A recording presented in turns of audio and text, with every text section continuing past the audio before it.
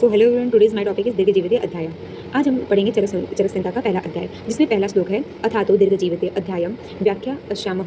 चरक सूत्र का पहले अध्याय का पहला सूत्र है, जिसमें अथः शब्द का जो अर्थ होता है वो मंगल सूचक होता है। ठीक है, अब इस सूत्र में हम देखेंगे पूरे 8 मांगलिक पद।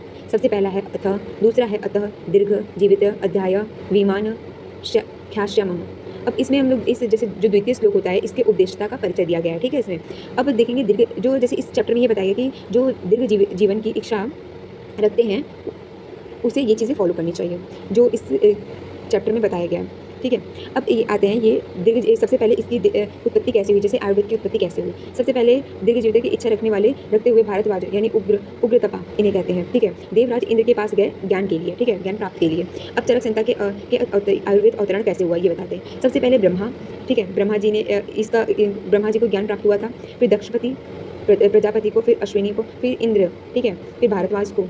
ठीक है, अब दूसरे अवतरण में ये है कि ब्रह्मा, दक्षपति, फिर अश्विनी कुमार, इंद्र, ये है आयुर्वेद शास्त्र के चार देव। ठीक है, जिसमें कि उपदेशक आचार्य भी कहते हैं। जैसे कौन कौन से उपदेशक आचार्य हो गए, ब्रह्मा हो गए, ठीक है, जैसे ब्रह्मा हो गए, दक्ष प्रजापति हो गए और अश्विन हो जाएंगे और इंद्र। ठीक है, इन चारों, ये वेरी मोस्ट इंपॉर्टेंट है।